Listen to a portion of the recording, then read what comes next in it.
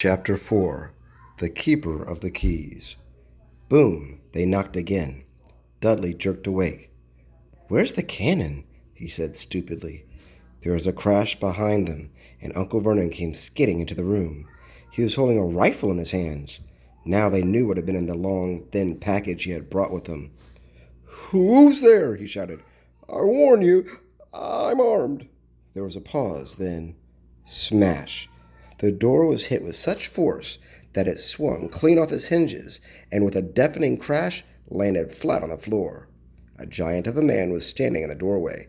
His face was almost completely hidden by a long, shaggy mane of hair and a wild, tangled beard, but you could make out his eyes, glinting like black beetles under all the hair. The giant squeezed his way into the hut, stooping so his head just brushed the ceiling. He bent down, picked up the door, and fit it easily back into its frame. The noise of the storm outside dropped a little. And there's your giant. He turned to look at them all. Couldn't you make us a cup of tea, could you? It's not been an easy journey." He strode over to the sofa where Dudley sat froze with fear. "Budge up, you great lump," said the stranger. Dudley squeaked and ran to hide behind his mother, who was crouching terrified behind Uncle Vernon. "And here's Harry," said the giant. Harry looked up into the fierce, shadowy face and saw that the beetle eyes were crinkled in a smile. "Last time I saw you, you was only a baby," said the giant. "You look a bit like your dad, but you've got your mom's eyes." Uncle Vernon made a funny, rasping noise. "I demand that you leave at once, sir," he said. "You are breaking and entering." "Ah, shut up, Dursley, you great prune," said the giant. He reached over the back of the sofa, jerked the gun out of Uncle Vernon's hands, bent it into a knot as easily as if it had been made out of rubber, and threw it in the corner of the room. Uncle Vernon made another funny noise, like a mouse being trotted on. "Anyway, Harry," said the giant, turning his back on the Dursleys, "a very happy birthday to you. Got something for you here. I might have sat on it at some point, but it'll taste all right." From an inside pocket of his black overcoat, he pulled a slightly squashed box. Harry opened it with trembling fingers. It was a large, sticky chocolate cake with "Happy Birthday, Harry" written on it in green icing. Harry looked up at the giant. Harry meant to say thank you, but the words got lost on the way to his mouth, and what he said instead was, "Who are you?" The giant chuckled. "True, I haven't introduced myself. Rubeus Hagrid, keeper of keys and grounds at Hogwarts." He held out an enormous hand and shook Harry's whole arm. "What about that tea, eh, then?" he said, rubbing his hands together. "I'd not say no to something stronger if you got it, mind you." His eyes fell on the empty crate with the shriveled crisp packets and snorted. He bent down over the fireplace. They couldn't see what he was doing, but when he drew back a second later, there was a roaring fire there. It filled the whole damp hut with flickering light, and Harry felt warmth wash over him as though he'd sunk into a hot bath. The giant sat back down on the sofa, which sagged under his weight, and began taking all sorts of things out of his pockets of his coat: a copper kettle, a squashy package of sausages, a poker, a teapot, several chipped mugs, and a bottle of some amber liquid, which he took a swig of before he started making some tea. Soon the hut was all filled with the sound and smell of sizzling sausage. Nobody said a thing while the giant was working, but as he slid the first 6 fat, juicy, slightly burnt sausages from the poker, Dudley fidgeted a little. Uncle Vernon said sharply, "Don't touch anything that he gives you, Dudley." The giant chuckled darkly. "Your great pudding of a man, son, needs some fattening anymore. Your great pudding of a son don't need fattening anymore, Dursley. Don't worry." He passed the sausages to Harry, who was so hungry he had never tasted anything so wonderful, but he still couldn't take his eyes off the giant. Finally, as nobody seemed about to explain anything, said, "I'm sorry, but I still really don't know who you are." The giant took a great gulp of tea and wiped his mouth off the back of his hand. "Call me Hagrid," he said. "Everyone does. And like I told you, I'm keeper of keys at Hogwarts. You know all about Hogwarts, of course." No," said Harry. Hagrid looked shocked. "Sorry," Harry said quickly. "Sorry?" barked Hagrid, turning to stare at the Dursleys, who shrank back in the shadows. "It's them who should be sorry. I know you weren't getting the letters, but So this is a picture of Hagrid talking to Harry.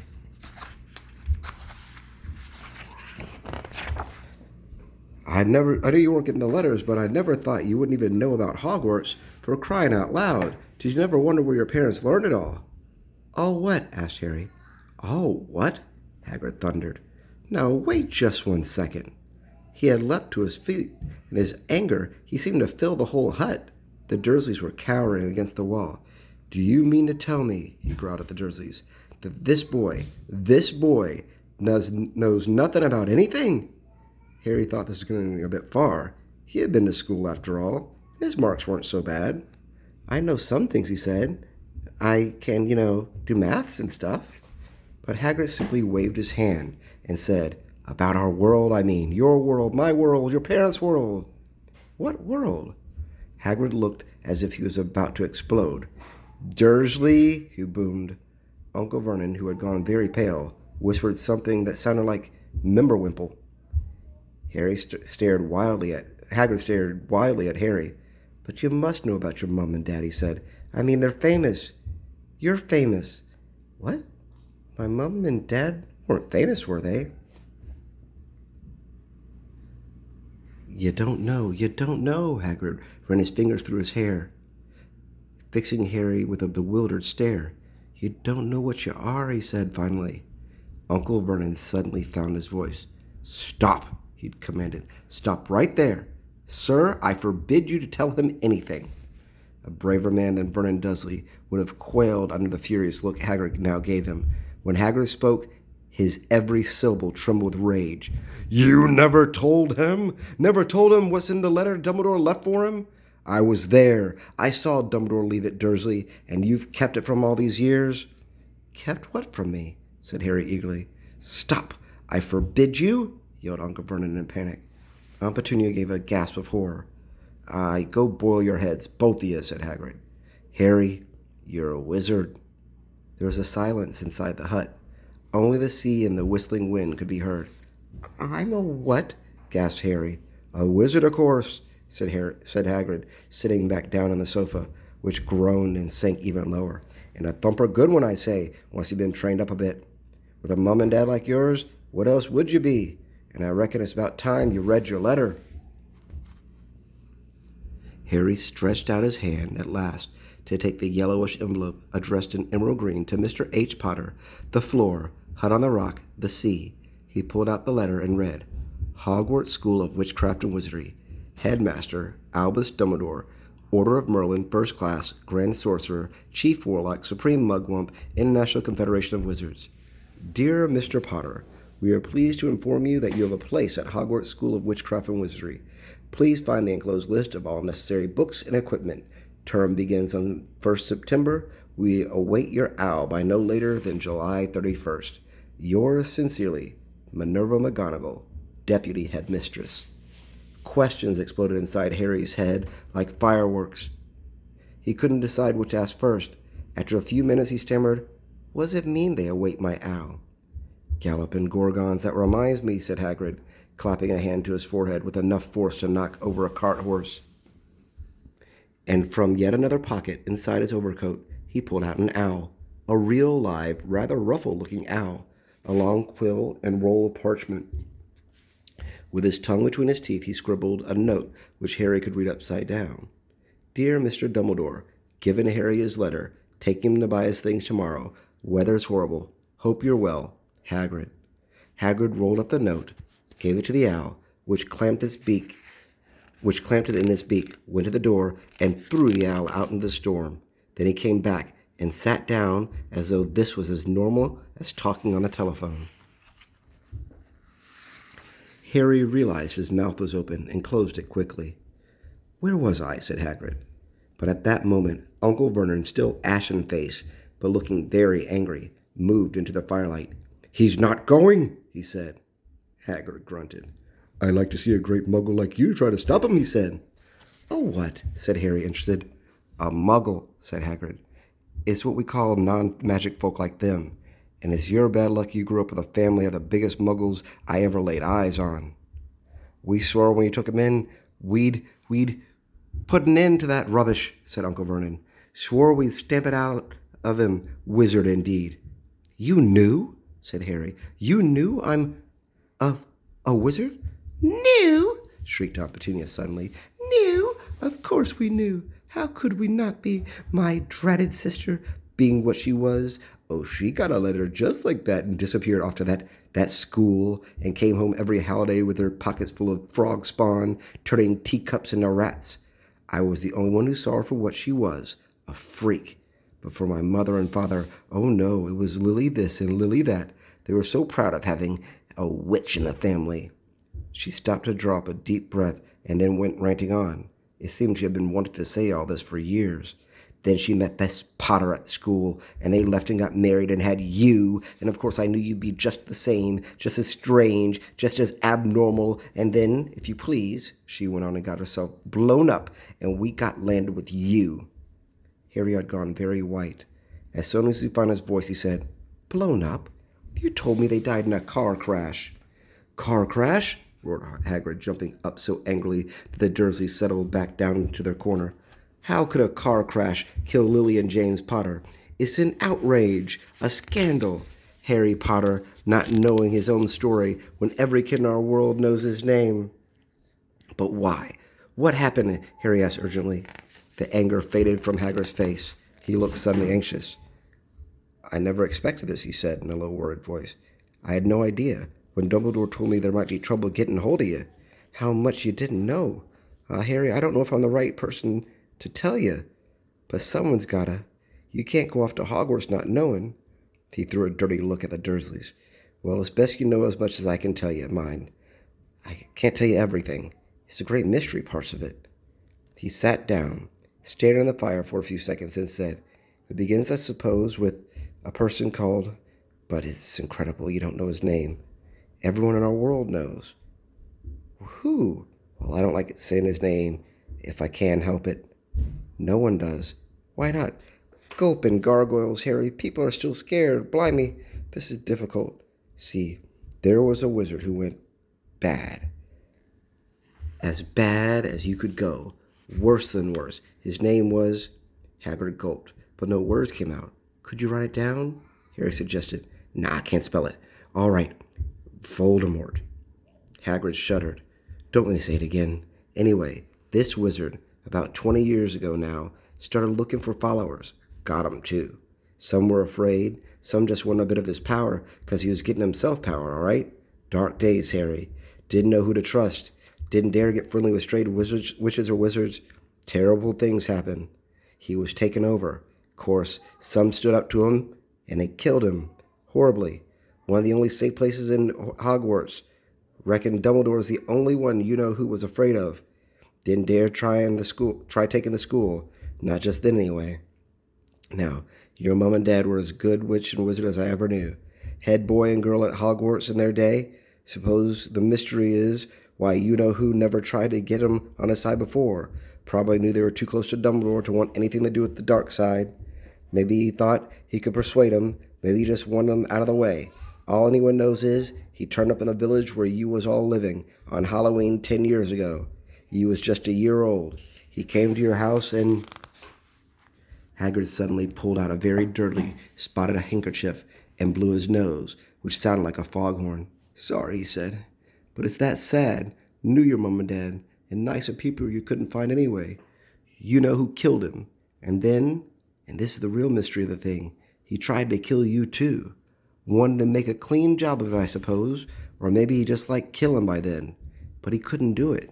Never wondered how you got that mark on your forehead? That's no ordinary cut. That's what you get when a powerful evil curse touches you. Took care of your mom and dad, and your house even, but it didn't work on you. And that's why you're famous, Harry. No one ever lived after you decided to kill him.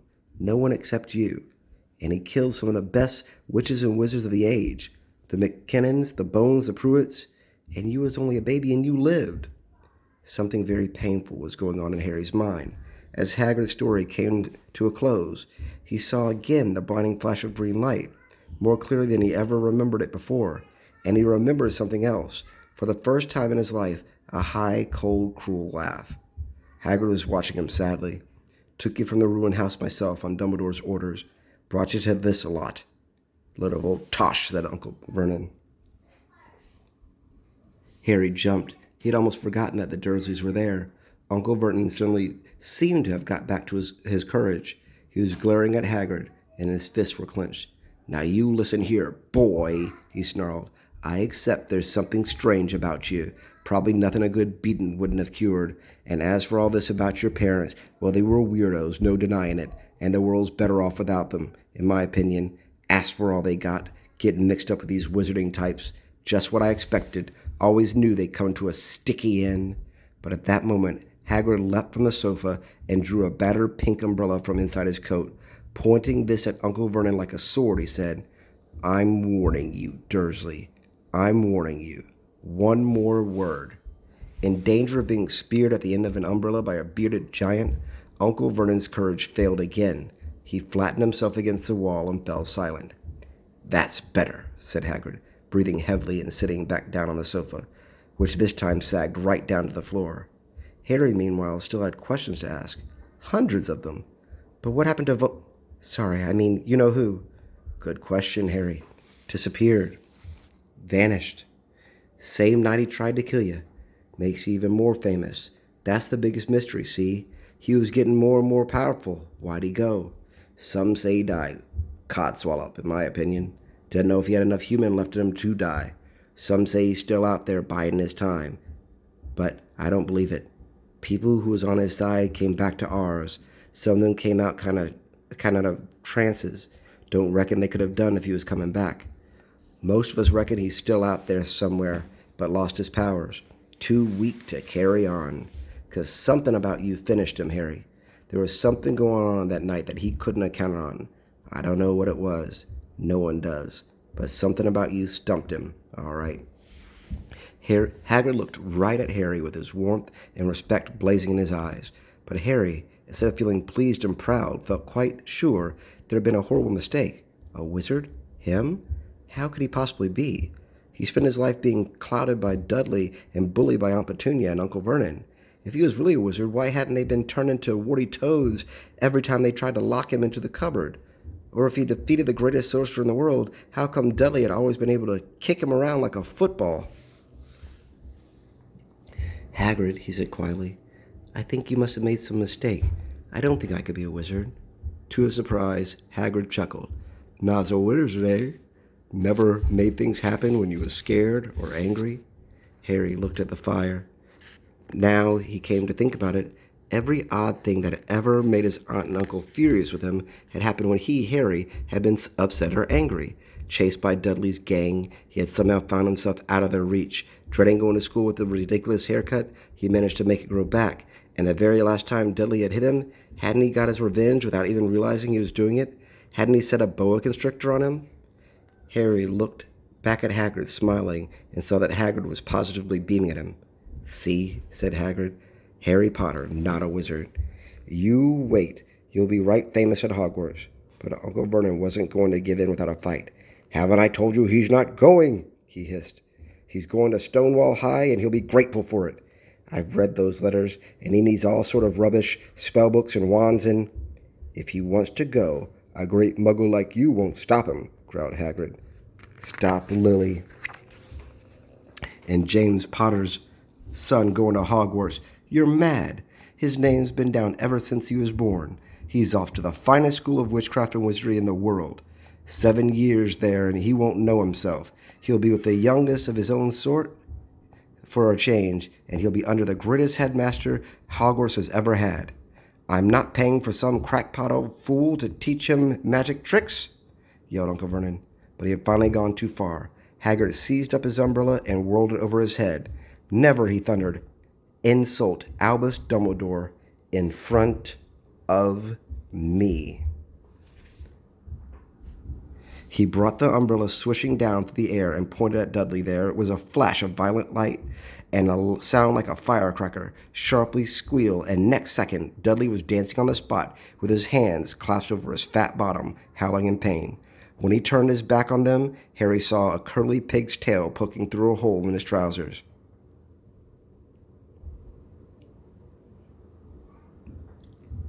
Uncle Vernon roared, pulling Aunt Petunia and Dudley into the other room. He cast one terrified look at Hagrid and slammed the door behind him. Hagrid looked down at his umbrella and stroked his beard. Shouldn't have lost my temper, he said ruefully.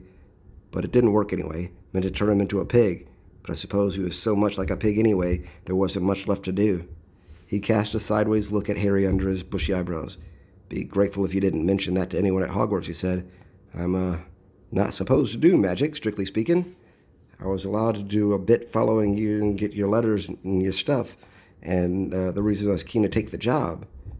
Why aren't you supposed to do magic? Asked Harry. Oh, well, I was at Hogwarts myself, but got expelled, to tell you the truth. In the 3rd year, they snapped me on in half and everything, but Dumbledore let me stay on as gamekeeper. Great man, Dumbledore. Why you're expelled? It's getting late and we've got lots to do tomorrow, said Hagrid loudly. Get up to town, get all your books in that. He took off his thick black coat and threw it to Harry. You can kip under that, he said. Don't mind if it wriggles a bit. I think I got a couple of dormice in one of the pockets.